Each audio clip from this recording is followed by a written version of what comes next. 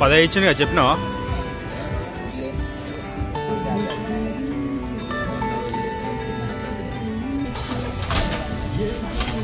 చాలా రోజుల నుంచి వెయిట్ చేస్తున్నాం. మంచి ప్రీ వెడ్డింగ్ షూట్ తీయాలి, రాజస్థాన్లో షూట్ చేయాలని మనకు ఆపర్చునిటీ వచ్చింది.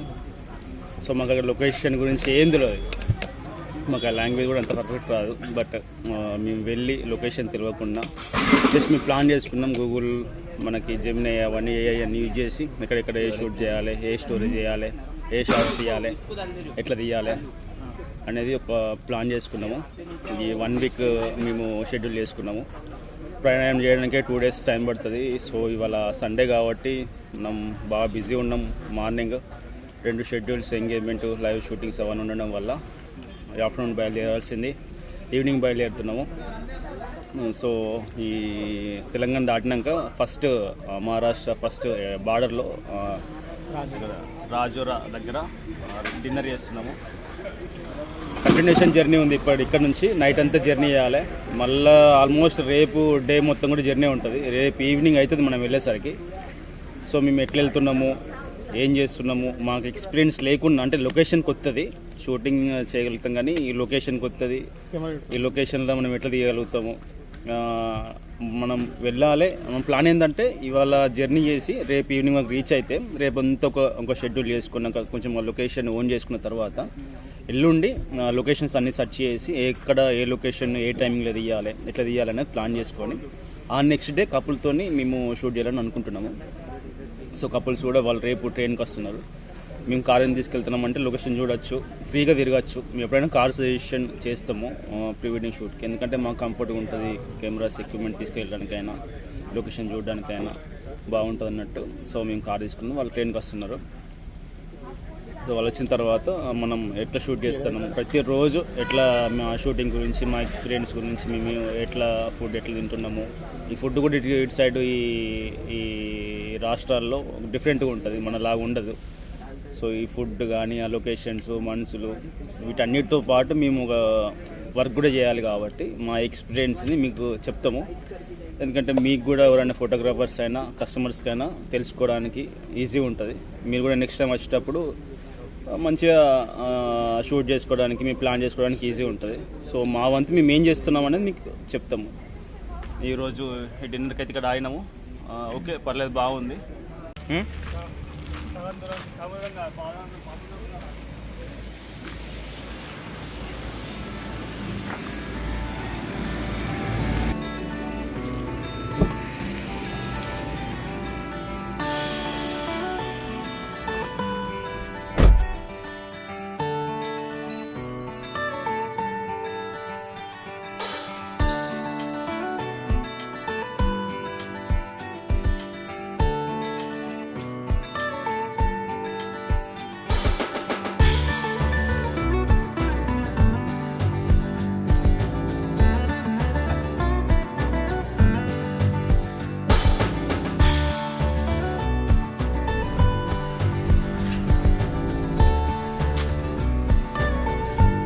తెలంగాణ 107 ఉన్నది ప్రైజ్, మహారాష్ట్ర 104 ఉన్నది. సో ఇక్కడ డిఫరెంట్ 3 రూపీస్.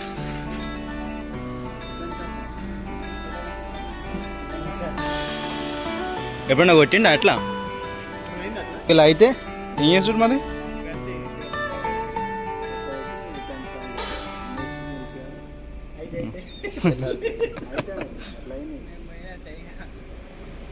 మీ దాంట్లో ఎప్పుడన్నా అయిందా?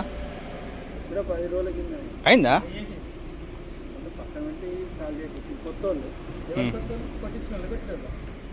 కొట్టేటోళ్ళు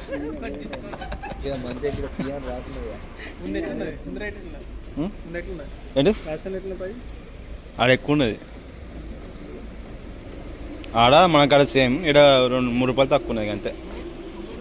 ఫస్ట్ ఫ్యూయల్ స్టాప్ ఇక్కడ మహారాష్ట్రలో. తెలంగాణ కంటే ఇక్కడ 3 రూపీస్ తక్కువ ఉన్నది. సో అందుకే ఇక్కడ ఫుల్ ట్యాంక్ చేపిస్తున్నాము. ఎన్ని ఫుల్ ట్యాంకులు పడుతుందో, ఎంత ఫ్యూయల్ పడుతుందో అది కూడా చెక్ చేద్దాము. నైట్ జర్నీ చేసేటప్పుడు చాలా జాగ్రత్తగా పోవాలి. ఫ్యూయల్ పోసేటప్పుడు పెట్రోల్ బంక్లలో చిన్న మిస్టేకే బట్ ఏంటంటే కార్కి బాగా ప్రాబ్లం చేస్తుంది. మేము పే చేసే లోపల డీజిల్ పంపు కార్లో పెట్టిండు.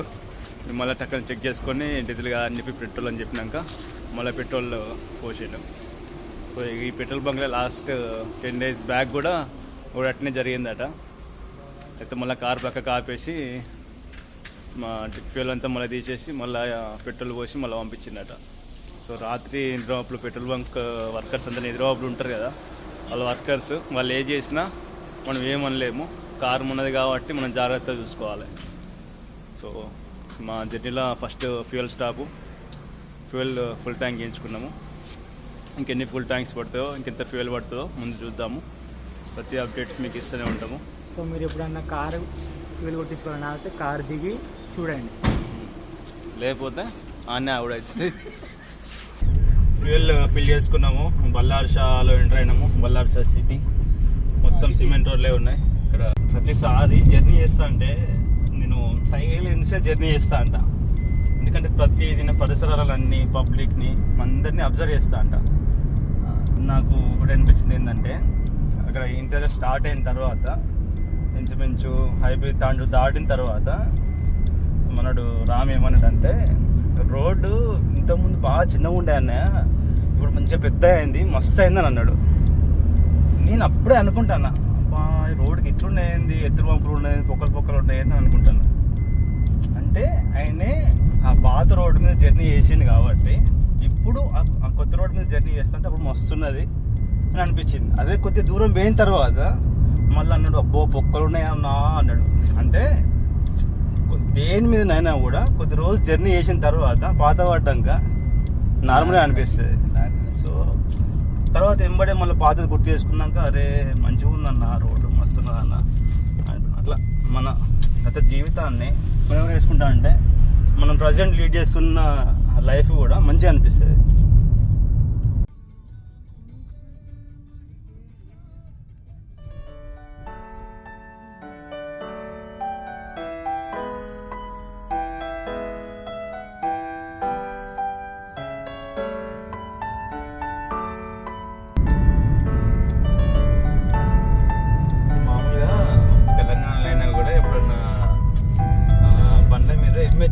ఎంహెచ్ఆర్ ఉంటే బండి మ్యాక్సిమం మహేంద్రా అయి ఉంటుంది.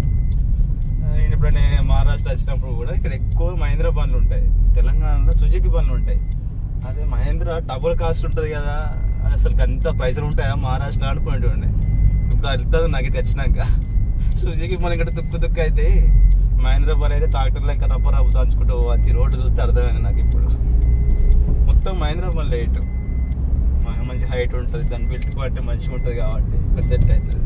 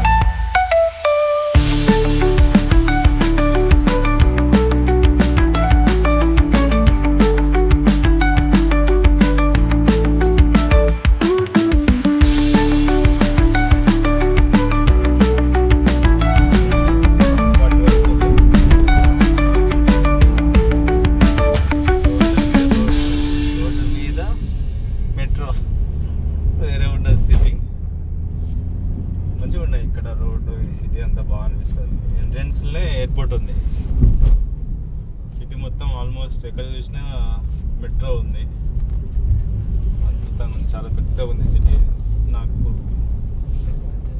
6కి ఇంచుమించు 6కి బయలుదేరినాము ఇంటి దగ్గర నుంచి. ఇప్పుడు 1:45 అవుతుంది, నాగ్పూర్ చేరుకున్నాం. ఆల్మోస్ట్ ఇంచుమించుగా 6 to 7 hours journey.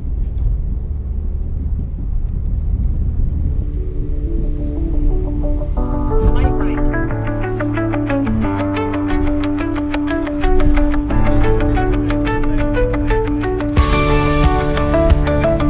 Continue for 1.5 kilometers.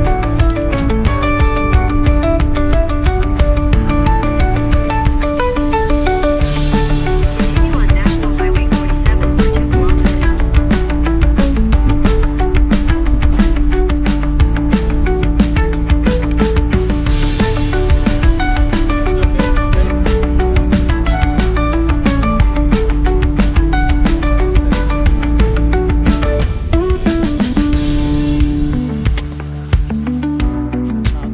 Reach అయినాం. టీ తాగుదామని ఇక్కడ ఆగినాము. మా వాళ్ళందరూ మంచిగా ఒక స్లీప్ వేసిర్రు, ఇప్పుడు లేచి కిసకిస నవ్వుతారు. ఫారెన్లో చూస్తాం ఇట్లా, ఇక్కడ ఫ్యూయల్ పంప్ ఉంటుంది, పక్కన దీని ఫుడ్కి సంబంధించిన స్నాక్స్ సంబంధించిన షాప్స్ ఉంటాయి. సో అట్లనే ఈ జియో న్యూస్ వచ్చింది నిన్న, నేను ఇక్కడ చూస్తున్నా రియల్గా. ఫ్యూయల్ పంప్ ఉంటుంది, దాని పక్కన స్టోర్ ఉంటుంది అన్నట్టు, స్నాక్స్ కానీ ఏదన్నా గ్రాసరీ సంబంధించిన కూల్ డ్రింక్స్ అట్లాంటివి. బట్ ప్రైస్ ఎక్కువ ఉంటుంది కావచ్చు, చూద్దాము ఎంత ఉంటుందో. 50 రూపాయలతో 500 ఇస్తుంది కావచ్చు. కోల్డ్ కాఫీ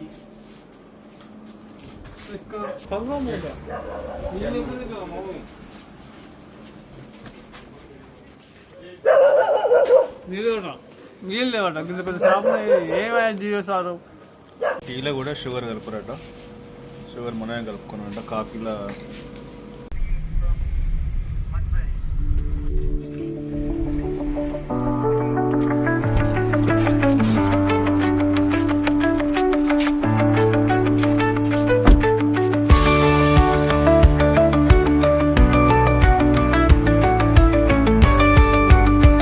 నైట్ అంతా కంటిన్యూషన్ జర్నీ చేసినాము. మధ్యప్రదేశ్ భూపాల్ కూడా సిటీ దాటినాము. ఇక్కడ సెకండ్ ఫ్యూయల్ స్టాప్, ఇక్కడనే పెట్రోల్ బంక్ దగ్గర మేము ఫ్రెష్ అప్ అయినాం. మంచిగా వాష్రూమ్స్ అవన్నీ కూడా మంచిగా నీట్గా ఉన్నాయి, వాతావరణం కూడా కొంచెం మంచిగా కూల్గా ఉన్నది. ఇక్కడనే బ్రష్ యాకులు వేసినాం, ఫ్రెష్ అప్ అయినాము. ఇక్కడ సెకండ్ ఫ్యూయల్ స్టాప్, ఫ్యూయల్ పోయించుకొని మళ్ళీ బయలుదేరుతాము. జోన్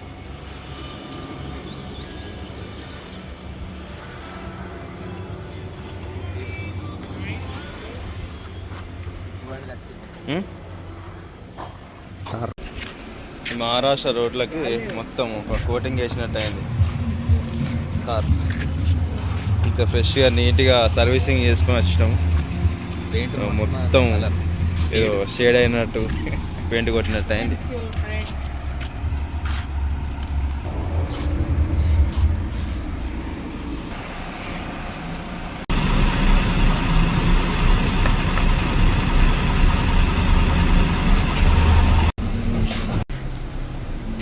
సెకండ్ ఫ్యూయల్ స్టాప్, మళ్ళీ జియోల్నే ఆగినాము, మళ్ళీ ఫుల్ ట్యాంక్.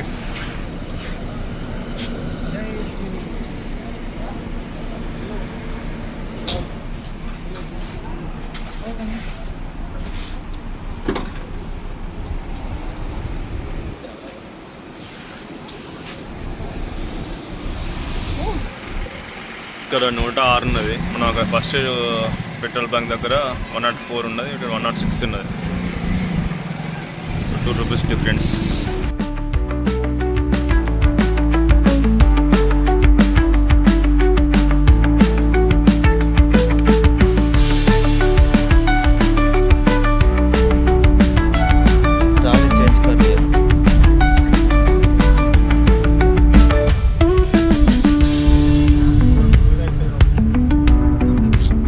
రన్నింగ్లో జూమ్ అవుతలేదుగా.